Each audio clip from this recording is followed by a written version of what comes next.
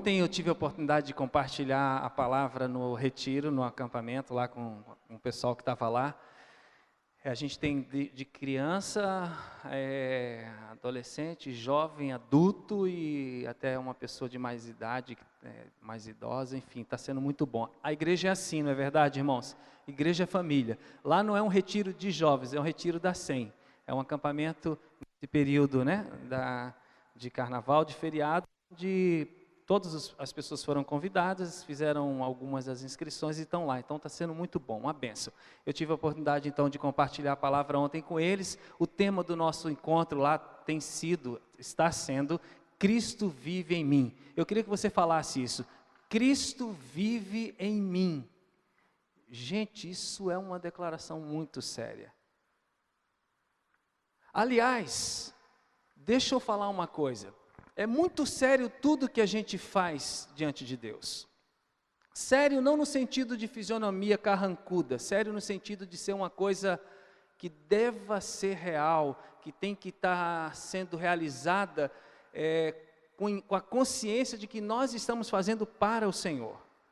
É muito sério porque ao mesmo tempo em que Deus é Pai amoroso, maravilhoso, querido, nos ama, nos cuida, nos cerca, tem compaixão da gente, tem misericórdia, nos perdoa, mas Deus também é um Deus digno, essa é a palavra, digno de todo louvor, de toda adoração, de todo reconhecimento, de toda submissão, de toda obediência. Ele é digno de toda honra, digno de todo respeito.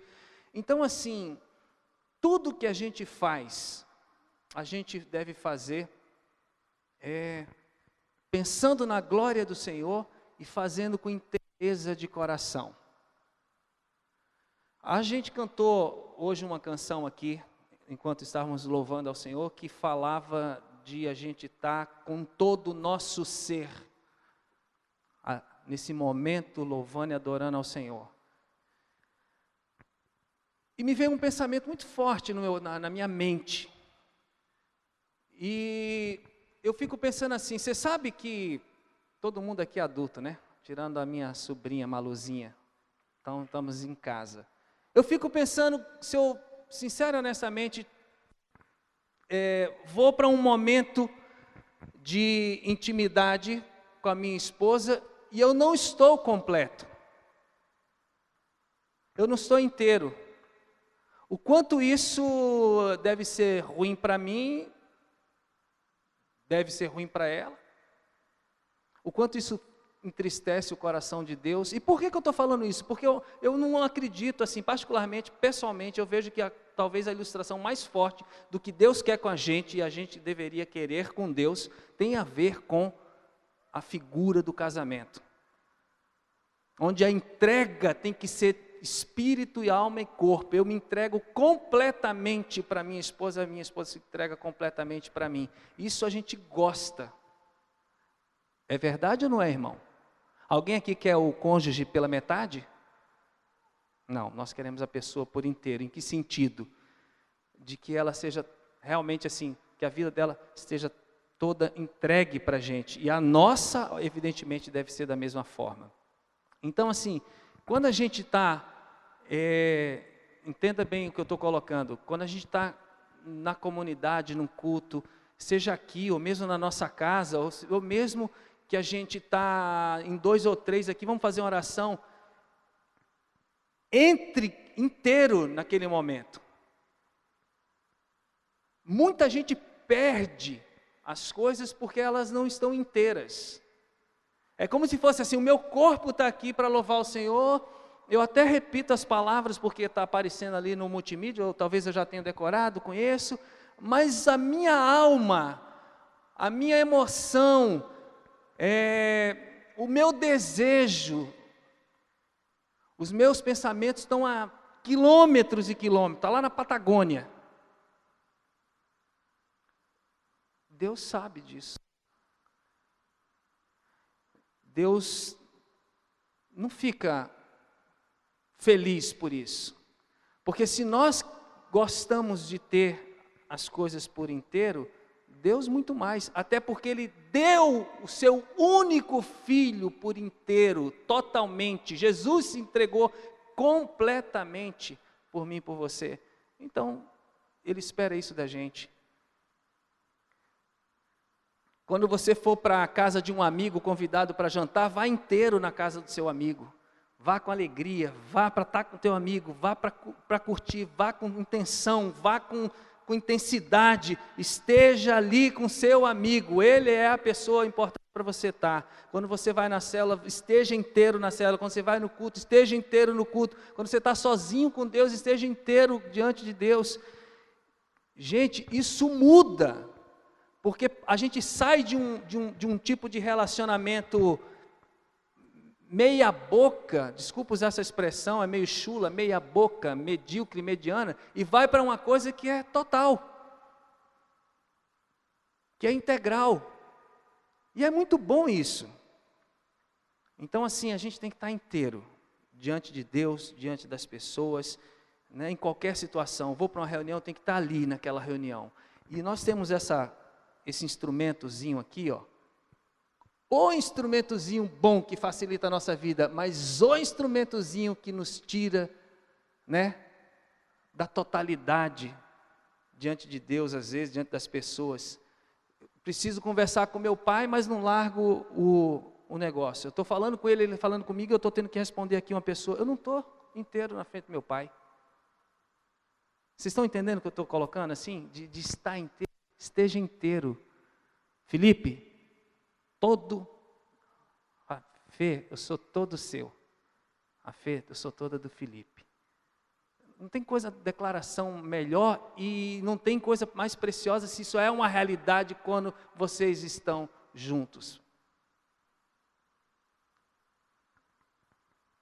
Cristo vive em mim, Ele não vive em mim pela metade, a menos que eu não esteja totalmente entregue a Ele. Abra Gálatas então, capítulo 2, versículo 20. Gálatas 2, 20.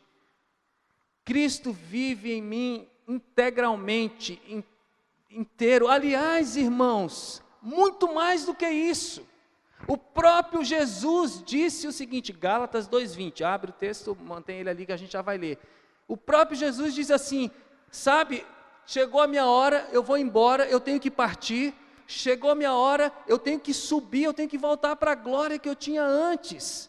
Eu vou deixar vocês. E qual foi o sentimento dos discípulos e da igreja naquele momento? Nós vamos ficar sozinhos. Jesus, o nosso Senhor, Salvador, o nosso guerreiro, o leão de Judá, o nosso mestre, o nosso rabi está indo embora. Sentimento de rejeição, de orfandade, de aflição. Aí vem Jesus e fala assim, ei, calma, creiam em mim. Creiam também em Deus, creiam nas coisas que eu tenho falado para vocês, é preciso que eu vá, porque agora eu não vou mais andar com vocês lado a lado, mas eu vou enviar alguém da Trindade chamado o Paracleto ou Parácletos, o mesmo, o da mesma espécie, o da mesma unção, o da mesma divindade, chamado Espírito Santo. Ele vai morar em vocês, dentro de vocês, e mais, Ele vai trazer, são palavras de Jesus, não são minhas, leia João 14, João 16, eu e o Pai habitaremos em você. Gente, que coisa, inteiro, o Espírito Santo quando vem morar em mim, você, e para muitas pessoas isso pode ser apenas um conceito, uma ideia, mas na minha vida isso não é conceito, não é ideia não, é experiência, eu tenho consciência, certeza, convicção, com toda a humildade diante de Deus, que eu sou habitado pelo Espírito Santo, e ao ser habitado pelo Espírito Santo, o Espírito Santo traz a Trindade para dentro de mim. Cara, Jesus disse isso é maravilhoso. O Pai habita em mim, Jesus habita em mim, o Espírito Santo habita em mim, e habita em você. Sabe o que é isso? É inteireza, integridade, totalidade. E aí vem Paulo, Gálatas 2:20, e diz assim: fui crucificado com Cristo, assim já não sou eu quem vive, mas Cristo vive em mim. A vida que agora vivo no corpo, vivo-a pela fé no Filho de Deus que me amou e se entregou por mim. Obrigado pela tua palavra, Senhor. Ela por si só é completa. Ela por si só tem poder por causa do teu Espírito, e porque ela é uma palavra que leva espírito e vida de transformação. Ela por si só, Pai, é capaz de mudar completamente a história de uma mulher, a história de um homem, como fez na vida do apóstolo Paulo. Essa é a tua palavra. Aliás, o Senhor disse, e eu te louvo e te agradeço, porque o Senhor disse e alguém registrou, de que todas as coisas nessa vida vão passar, todas elas, todas as circunstâncias, sejam boas ou ruins, todas vão passar, tudo vai passar. A única coisa que não vai passar é a tua palavra, é aquilo que o Senhor disse, porque a tua palavra é eterna, a tua palavra traspassa gerações, traspassa o tempo, o espaço, ela permanece. Obrigado pela tua palavra, Senhor, que nos alimenta, nos cura, nos fortalece, nos renova, nos desafia. Obrigado pela tua palavra, Senhor. Nós somos um povo feliz, privilegiado, porque temos a palavra. Somos um povo que temos o livro mais lido do mundo, o livro mais traduzido do mundo, o livro, Deus, mais inspirado. Obrigado por isso, em nome de Jesus, Pai. Eu te louvo e te agradeço. Amém, Senhor. Fui crucificado com Cristo, já não sou eu quem vive, palavras do apóstolo Paulo, Cristo vive em mim. Talvez essa seja uma das declarações mais simples e profundas ao mesmo tempo que Paulo declara. Porque eu não sei se você percebe, mas ela carrega o verdadeiro significado do que quer dizer ser cristão.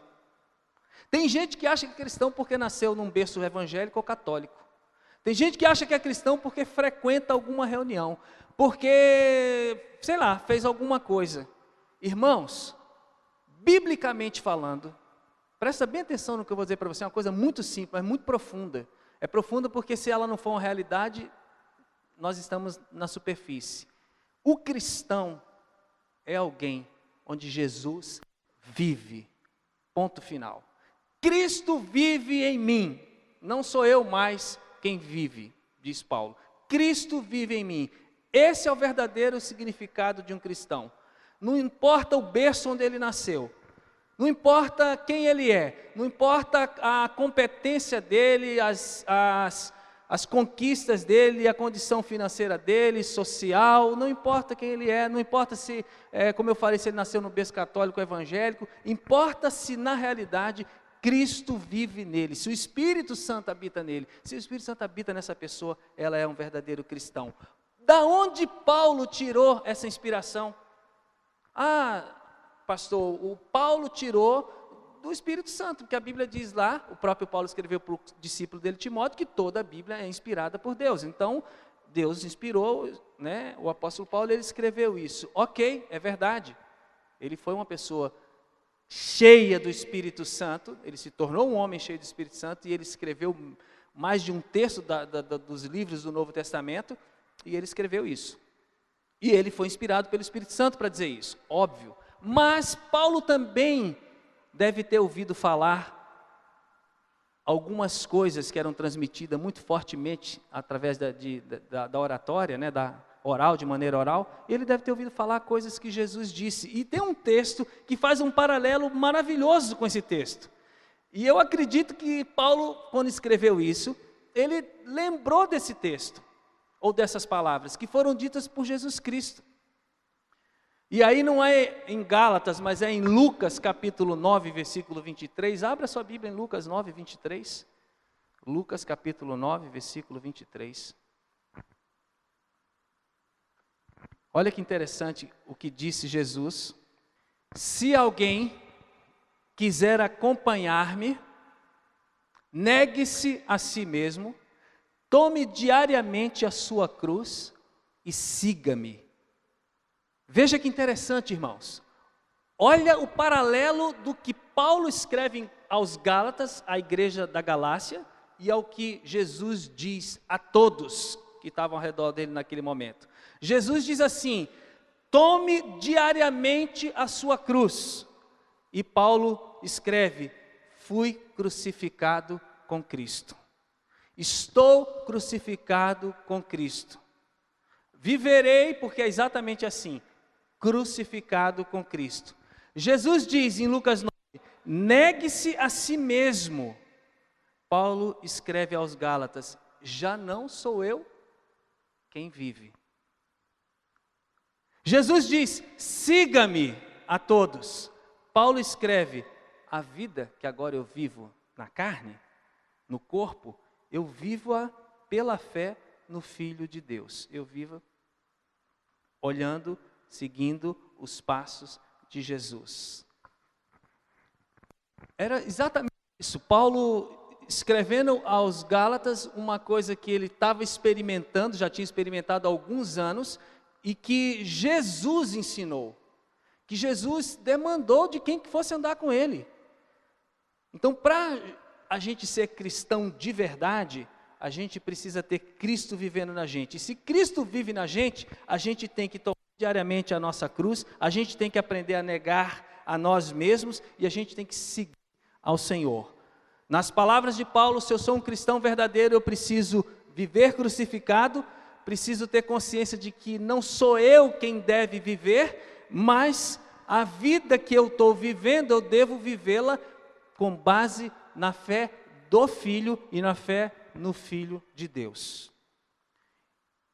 E eu quero pegar algumas expressões desse texto que Paulo fala em Gálatas 2:20 para meditar com você, e diz assim então, primeira parte, eu fui crucificado com Cristo. Sabe de uma coisa, irmãos? Paulo tinha clareza total de que a vida espiritual, ela começa na morte e culmina para a ressurreição. Não existe ressurreição, irmãos, sem morte.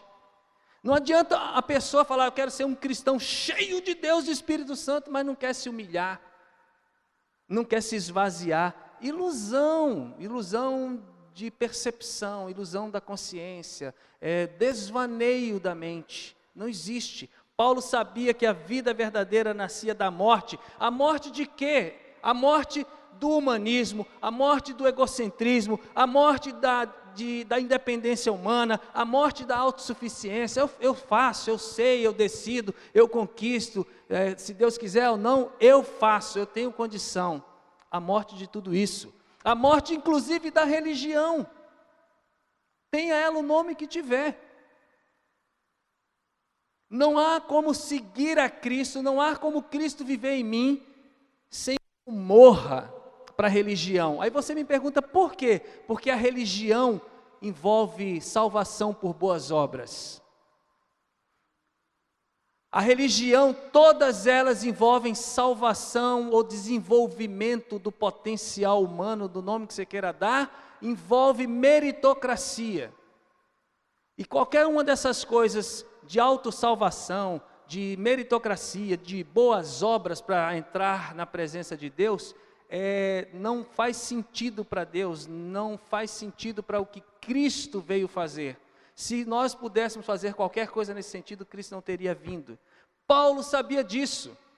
Paulo era um homem estudado, Paulo era uma referência na sua época, era um homem notável, era um homem ouvido no seu tempo. Paulo era um cara que foi treinado, mentoreado. Sabe quem era o filósofo? Os irmãos sabem. Qual era o nome do filósofo que ensinou Paulo? Um deles. Gamaliel. Respeitadíssimo entre os judeus. Paulo sabia que a morte de Jesus na cruz, sem a morte de Jesus na cruz, não haveria perdão de pecados. Não haveria salvação para ninguém. Irmãos, presta atenção, se Jesus tivesse vindo, e ele veio, a gente sabe, vivido os 33 anos, morrido de câncer, morrido do coração, morrido de morte matada, sei lá, morrido. Mas não tivesse morrido como era a profecia, de que ele seria levantado no madeiro e tudo mais, ele teria sido o Deus vivendo em carne entre nós, mas não haveria salvação. Sabe por que não haveria salvação? Porque a salvação, quando Deus pensou na redenção do homem, devido à escolha do pecado de Adão, que todos nós embarcamos nisso, ele pensou numa salvação que envolvesse expiação, que envolvesse derramamento de sangue. E isso foi profetizado lá em Gênesis, no jardim. Então Jesus tinha que viver e tinha que morrer como ele morreu. Morrer numa cruz, ser levantado no madeiro. Porque era morrendo numa cruz e sendo levantado no madeiro, era nessa condição e nessa situação em que todas as maldições de todas as épocas, de todos os amaldiçoadores e malditos, seriam destruídas. Foi na cruz, irmãos, que as maldições foram destruídas. Foi na cruz que o pecado foi expiado. Foi na cruz que a justiça de Deus foi satisfeita. Então não poderia ter sido uma morte qualquer, teria que ser aquela morte. E Paulo também falando aos Gálatas, você não precisa abrir, mas eu quero que você ouça. Ele diz assim: Cristo nos redimiu da maldição da lei. Quando se tornou maldição no meu lugar e no seu lugar. Pois está escrito, lá no Antigo Testamento, e Paulo faz uso desse texto: maldito todo aquele que for pendurado num madeiro. Você está entendendo a importância da cruz, da morte de Jesus na cruz? A relevância da morte de Jesus na cruz? Na cruz, todo pecado, toda desgraça, todo o inferno, tudo que o diabo tem de ruim que lançou sobre a humanidade, ali foi executado. E Deus falou: agora ele vai sofrer pela humanidade inteira e a justiça vai ser feita, porque um cordeiro santo e sem mácula morreu. O sangue de um justo foi vertido, um único justo. E Pedro segue a mesma linha de Paulo, o mesmo raciocínio, e diz assim: eram amigos, faziam parte da mesma companhia, do mesmo grupo apostólico, e diz assim: ele mesmo, se referindo a Jesus, levou em seu corpo os nossos pecados sobre o madeiro, de novo a cruz, a fim de que morrêssemos para os pecados e vivêssemos para a justiça, para a vontade de Deus, e por suas feridas vocês foram curados. Paulo e Pedro entendiam e ensinavam sobre o Evangelho e sobre o poder da cruz, ainda que a maioria das pessoas que os ouviam considerava os dois loucos. Irmãos, a mensagem da cruz não atrai a carne, ela mata a carne. Você sabe por que Jesus não tinha muitos seguidores? Eu não estou falando da Igreja de Jesus Universal, que eu sei que tem milhares de pessoas que amam Jesus, seguem Jesus. Eu não sei dessas milhares quantas tem Jesus morando dentro de si, mas assim, seguidores que vão lá num censo e dizem: eu sou cristão, tem milhares e milhares. Mas eu estou falando o seguinte: volta no tempo e pensa na pessoa de Jesus nessa terra andando e caminhando. Por que Jesus não tinha milhares de seguidores? Sabe por quê? Porque a mensagem de Jesus não era para massagear o ego do ser humano. A mensagem de Jesus não era para dizer: olha, você é o centro do universo e do mundo. A mensagem de Jesus não era para apenas nos motivar, nos fazer pessoas mais alegres, dinâmicas, motivadas. Não, a mensagem de Jesus era para que a gente tivesse vida eterna. A mensagem de Jesus era para que nós morrêssemos para o pecado. Por isso que ele falou: olha, quer andar comigo? Negue-se a si mesmo, tome a sua cruz diariamente e siga-me. Não era: vem cá, você quer me receber, você é pobre, eu vou te fazer rico. Olha, você está doente, eu vou curar todas as suas doenças. Olha, você não tem estudo, eu vou tornar você um pós-doc. Essa é a mensagem dos nossos dias, não a de Jesus. A de Jesus era o seguinte: está doente? Seja curado. Está endemoniado? Seja liberto. Está com fome? Coma aqui um pão, um sanduíche aqui de pão com um peixe delicioso. Agora eu vou te seguir, Jesus. Para onde você for, eu vou. Eu estou contigo. Para o que der e vier, pode contar comigo. Eu sou cristão, eu sou teu seguidor. Ok? Você quer me seguir? Negue-se a si mesmo, tome a sua cruz todos os dias e me siga. Nossa, Jesus. Pesada essa mensagem, né? 15.000 pessoas.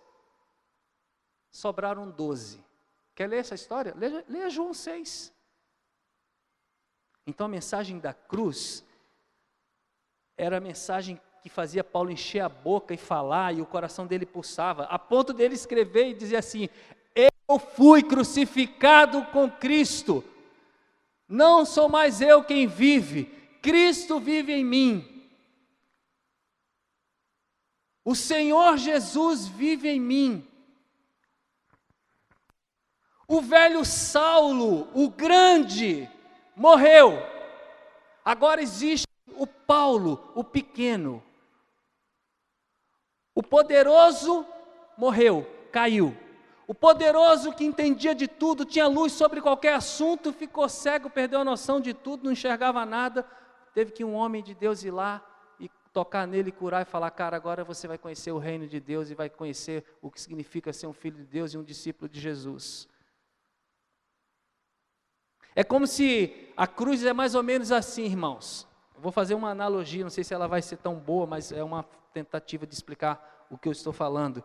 É como se assim, eu estivesse caminhando aqui, um carro me pegou, eu fui atravessar ali a esquina, me deram uma batida, pum, os irmãos correm lá: olha o Zé, nossa, ele era da nossa comunidade, morreu. Eu morri, constatam, chega o SAMU, o SEAT, tenta ressuscitar, morreu, me levam para o hospital municipal, para depois me levar lá para não sei aonde, e quando eu estou lá, de repente eu voltei. Como que voltou? Deus me ressuscitou.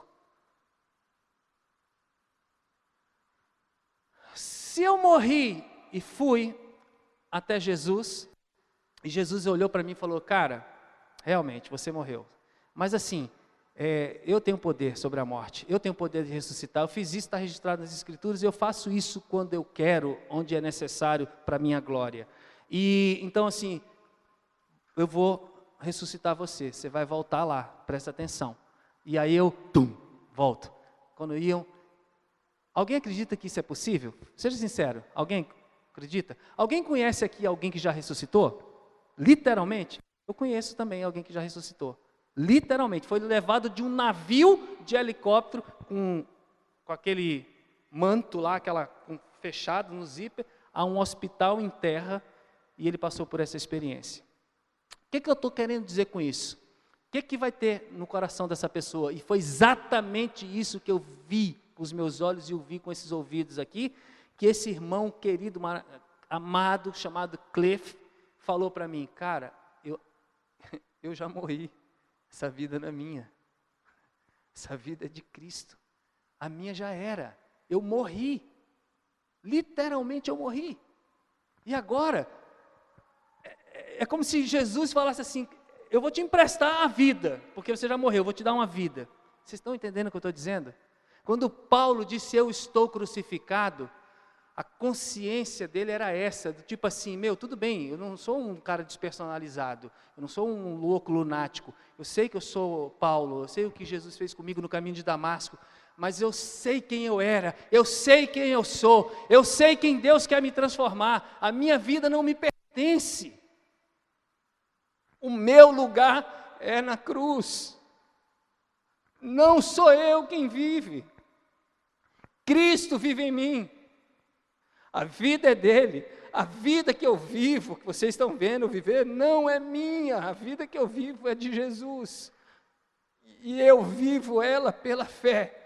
As coisas estão boas e eu vivo para Ele, as coisas estão ruins eu vivo para Ele, eu tenho dinheiro eu vivo para Ele, eu não tenho dinheiro eu vivo para Ele, eu sou famoso eu vivo para Ele, eu sou um Zé Ninguém eu vivo para Ele, não importa, eu sou dele, Ele é meu, eu vivo para Ele. Deus tratou Paulo na cruz, irmãos. Você sabe o que significa a palavra renúncia ou perdas? Paulo perdeu o reconhecimento dele, porque ele era um mestre da lei, ele era um doutor da lei. Ele perdeu a fama que ele tinha. Paulo perdeu a influência que ele tinha. Aquele homem que era ouvido em qualquer roda, agora as rodas todas se fechavam para ele. Paulo perdeu aquele zelo ignorante, ou aquele zelo pela lei, mas que não era nutrido por um entendimento espiritual. Mas ele perdeu, ele tinha zelo, ele conhecia o Antigo Testamento de ponta a ponta. Ele perdeu. o poder político-religioso que ele tinha. Ele era de família tradicional, ele era muito bem preparado academicamente, como eu já falei para os irmãos. Paulo perdeu recursos, porque quando você tem muita influência, quando você tem poder político, quando você tem poder religioso, os irmãos sabem disso, é só olhar a televisão, os jornais, está sempre mostrando aí. Essas pessoas, as portas se abrem para elas. Chega avião, chega carro, vão nos melhores lugares, tudo se abre para elas. Paulo perdeu tudo isso quando ele recebeu a Cristo, quando ele rendeu-se a Cristo. Todas essas coisas que Paulo perdeu, nos dias dele, eram coisas valorizadas no meio religioso e no meio social. Mas ele perdeu por Cristo. E ele diz, em Filipenses, que é um texto muito forte, é um texto que a gente deveria ler várias vezes, muitas vezes, e pedir revelação para Deus. Ele diz assim: mas o que para mim era lucro, eu passei a considerar como perda por causa de Cristo. Mais do que isso, eu considero tudo como perda, comparado com a suprema grandeza do conhecimento de Jesus Cristo, meu Senhor, por quem perdi todas as coisas. Eu as considero como esterco para poder ganhar Cristo e ser encontrado nele, não tendo a minha própria justiça, que procede da lei, mas a que vem mediante a fé nele, a justiça que procede dele, de Deus, e se baseia na fé e não na lei. Eu quero conhecer Cristo, disse Paulo. Eu quero conhecer o poder da sua ressurreição. Eu quero participar dos seus sofrimentos, tornando-me como ele na sua morte, para de alguma forma, de alguma maneira, alcançar a ressurreição dentre os mortos. Então, a gente está falando de um cara que tinha tudo que muita gente gostaria de ter na vida, e perde tudo que tinha, porque assume publicamente que ele não queria ser mais o grande, mas ele queria ser o pequeno.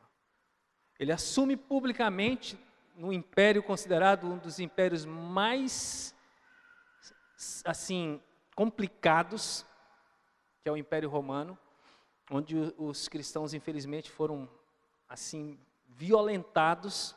Ele assume naquele lugar, naquele ambiente hostil, que quem era senhor dele não era César, não era Nero, não era ninguém dessa terra, chamava-se Jesus Cristo. É por isso que ele fala assim: eu perdi tudo isso. E isso comparado com a grandeza do conhecimento de Cristo Jesus, meu Senhor. Sabe qual é a palavra Senhor aqui? No original grego? Kyrios. Kyrios, sabe o que significa Kyrios? Dono. Sabe o que significava dizer adeus César, adeus Pôncio Pilatos, adeus Nero, adeus qualquer um, adeus o Sinédrio, adeus os melhores, os mais poderosos, adeus, tchau para vocês, eu tenho um novo dono, eu sou servo, doulos, escravo desse Senhor, desse Kyrios, que é o meu dono, e chama-se Senhor Jesus. Então Paulo entendia o real significado de estar crucificado com Cristo. E nós? E eu? E você? Quais são as nossas perdas? Que grandes perdas eu tive na minha vida para seguir Jesus? Quais foram as suas grandes perdas? Tem gente que perde. Tem gente que tem negócio e entra em falência, porque os amigos, quando descobrem que aquela pessoa seguidora de Jesus mesmo, Deus me livre, esse cara aí eu não quero, e a pessoa perde. Tem gente que perde o casamento. Você entrega a vida a Jesus, a pessoa perde mesmo. Não é porque ele não quer continuar com o cônjuge, é que o cônjuge fala: não quero, esse negócio virou seguidor de Jesus, crente mesmo, de crente verdadeiro, não quero, eu quero seguir minha vida, e deixa. Tanto tem que o próprio Paulo escreve para Coríntios, para a igreja de Corinto, e fala: gente, se você é cristão, está casado com uma pessoa que não é cristã, e ela quer ir embora e quer te deixar, você tem que deixar. Mas continue orando, pedindo para que ela tenha revelação do reino de Jesus. Tem gente que perde isso. Tem gente que perde um pouco do conceito na cabeça das pessoas. Eu me lembro, já contei, mas que veio ao meu coração, que quando eu me entreguei a Jesus aos 18 anos, eu morava dentro daquela tal da Vila B, que é uma vila muito boa, muito legal, uma bênção. E eu lembro de que quando eu me converti, logo em seguida eu quis fazer o serviço militar, eu queria servir a minha pátria, eu queria ter essa experiência. E eu me lembro exatamente bem, como se fosse hoje, eu era o único naquela vila, e o primeiro até aquela época, que estava prestando serviço militar. Eu saía da Vila B a pé, subia até a Tancredo Neves com aquela farda do quartel, pegava ônibus, voltava e já era convertido, levava a minha Bíbliazinha dos Gideões. Onde eu estava ali, lendo, orando e lutando ali, vivendo meus primeiros passos com Jesus. Cansei de ver amigo, professor de colégio, chegar e falar: meu Deus, o que aconteceu com esse rapaz? Está doido, ficou louco, virou crente. Ficou doido, olha, o pai dele tem estudo, mora num lugar bom, podia estudar em qualquer lugar, está no quartel, o que está fazendo? Perdeu o juízo. Eu acho que talvez essa tenha sido a maior perda que eu tive na minha vida. Mas olha o que Paulo perdeu para seguir Jesus. Sabe por que eu estou dizendo isso? Para provar uma coisa que está na Bíblia. Você sabia que quanto mais perdoado você é, mais manifestação de amor você demonstra? Você sabe por que os crentes no Ocidente eles são mais tranquilos? Porque no Ocidente ser cristão não é uma coisa que envolve a vida e a morte. A vida e a morte cria laços indissolúveis.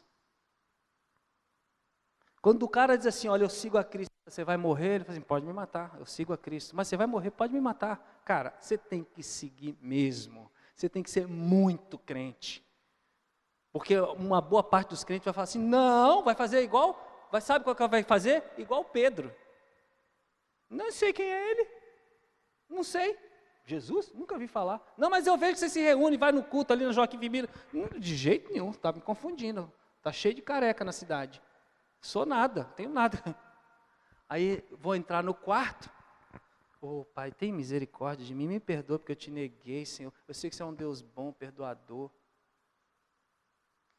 Mas para algumas culturas ou para algumas pessoas, quando elas entendem quem elas são, quem elas eram e quem Jesus é, esse tipo de coisa não funciona. Para eles, Cristo é o Senhor, mesmo isso a ponto de que se quer degolar, degola, quer atirar, tira, quer prender, prende. E a Bíblia está recheada de cristão desse jeito. E você sabe qual é a percepção que eu tenho? Não é só eu que tenho, tem várias pessoas que têm esse tipo de percepção. Se o Brasil tiver 50 mil cristãos capazes de dar a vida por Cristo, ou não vou botar esse número, vamos aumentar, porque a gente tem no censo que são milhões, né? 40 milhões de brasileiros são cristãos. Se em cada cidade tiver, vamos botar lá igual a igreja primitiva, 120 crente tocha, crente mesmo, cristão, discípulo de Jesus. Cara, algo tem que acontecer diferente. Porque esses caras vão ter que mexer com as estruturas. Então assim, eu vejo, quando eu olho Jesus, olho Paulo, Jonas, olho Daniel, olho esses homens, Deus tratando com a vida deles e eles sendo quem eles se tornaram, eu fico, cara, que desafio. É assim que tem que ser mesmo, a gente tem que ser muito firme. E isso vai mudar o testemunho. Há muito rebuliço, mas sem transformação. Há muito barulho, sem transformação.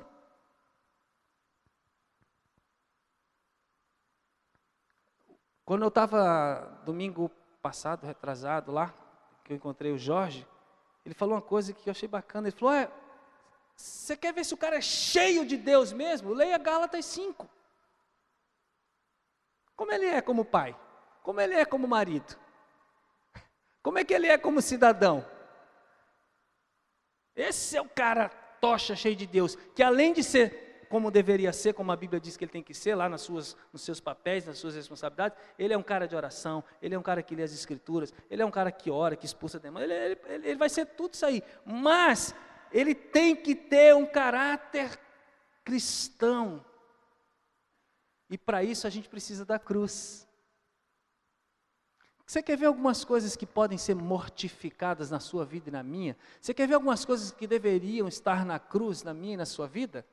O desejo de ter poder para dominar os outros e as situações.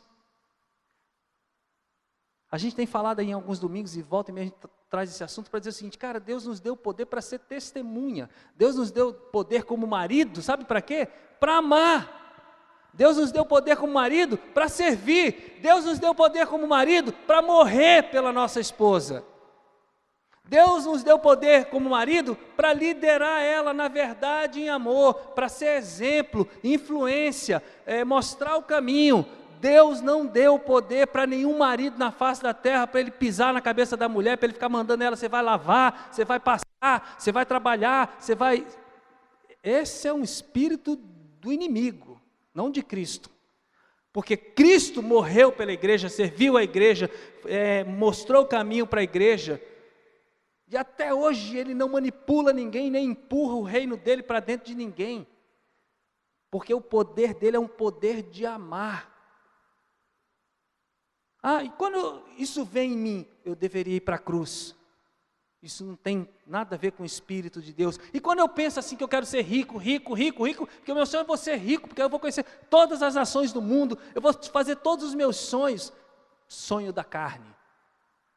Quer ser rico, meu irmão? Amém. Trabalhe, faça outras coisas corretas, lícitas, seja rico, não tem nenhum problema com a riqueza, mas se você pensa em ter riqueza para gastar a bel prazer, ou eu, e só comigo e com a minha família, eu estou equivocado e a carne está latejando dentro de mim. E o espírito está sendo extinto, está sendo entristecido. Você quer ver outra coisa? O desejo de dizer sim para todos os prazeres. Tem gente que vive pelo prazer. O que o cara quer é ter prazer, a qualquer preço. Aí ele busca não só o prazer, ele quer o prazer e o prazer excessivo. O prazer que leve a ele a um êxtase, em todas as áreas da vida. E aí ele fica buscando isso. Esse cara é um cara frustrado ou uma mulher frustrada. Porque esse tipo de vida, vida que busca só prazer, ela é uma vida extremamente terrena e carnal. Quem busca só prazer vai escravizar o seu corpo, vai escravizar a sua alma e vai escravizar o seu espírito. Você quer ver uma outra coisa que está associada ao prazer? É o desejo da felicidade a qualquer preço. Que é uma coisa altamente vendida nas palestras que está por aí. Cara, não perca tempo para ser feliz. Porque felicidade para o mundo é sensação. Felicidade para o mundo é posição social. Felicidade para o mundo é status. Felicidade para o mundo é não ter doença. Para Deus não, irmãos. A gente ouviu há um mês atrás o testemunho da Jéssica aqui no culto. Ela disse assim: gente, eu fui no lixão do Rio de Janeiro, em Gramacho, e fui, não num lixão, mas numa vila em Malawi. Gente, o nível de miséria se assemelha, mas lá é pior ainda. Mas o que me chamou a atenção, disse Jéssica, e eu já vi isso, né, não na África, é justamente isso. Que no meio daquela condição lá, bem precária, de pobreza extrema, havia uma igreja sincera, pulsante, que amava Jesus, alegre. Esse tipo de alegria e felicidade o mundo não conhece. O que o mundo acha que é felicidade é isso que eu falei para vocês, porque essa é a felicidade vendida no Ocidente. Um chinês que tem que morar com a mulher dele, 2 filhos, porque lá não pode ter muito filho, no máximo 2, né, em alguns lugares, mas aí como eles são pobres, a população muito grande, então isso na Índia também, e o que acontece? Mora também a sogra, o sogro, e tem uma irmã que por alguma razão foi deixada pelo marido e mora também, e eles moram num apartamento de 54 metros, 7, 8 pessoas. ele pode ou não ser feliz? Não só pode, como eu conheço um que é. Muito de Deus. Então, essas coisas que eu falei aqui são coisas que a gente precisa crucificar. A gente tem que dizer não para elas, quando elas começarem a borbulhar dentro da gente. E aí Paulo continua em Gálatas, né?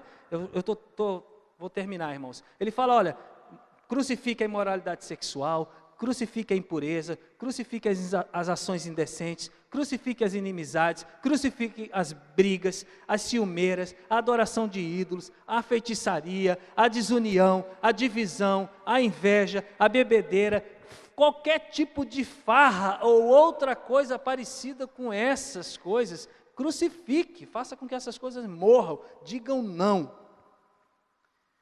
E aí então a gente pode dizer, eu estou crucificado com Cristo, não mais eu vivo, mas Cristo vive em mim. E quando Cristo vive em mim, Cristo vive em você, irmãos, os pecados não nos dominam, nós sabemos e nos sentimos filhos de Deus. Quando Cristo vive em mim, em você, nós não queremos viver um cristianismo individualizado, nós queremos viver um cristianismo comunitário, que era o cristianismo que Jesus ensinou, viver com os irmãos. Eu não quero me afastar dos irmãos, eu quero me aproximar dos irmãos. Então, quando vier a grande tribulação, quando vier o fogo, não o fogo do Espírito, mas o fogo da provação, quando vier a desgraça sobre o mundo, porque, você está sendo pregador da desgraça? Não, eu estou sendo só alguém dizendo que o que vai acontecer no mundo em algum momento. Aí, quem quer viver longe, vai ter que correr para viver perto, porque não vai suportar viver longe a perseguição. Sou filho de Deus e Cristo vive em mim, eu tenho paz com Deus independente das circunstâncias. Eu me sinto e eu sei que eu sou livre de qualquer tipo de condenação social, moral, espiritual. Eu sou livre de condenação, sou livre da condenação eterna. Eu tenho o grande advogado que trabalha por mim, chamado Jesus Cristo. E aí tudo, irmão, se torna novo na vida de Paulo. O propósito dele muda.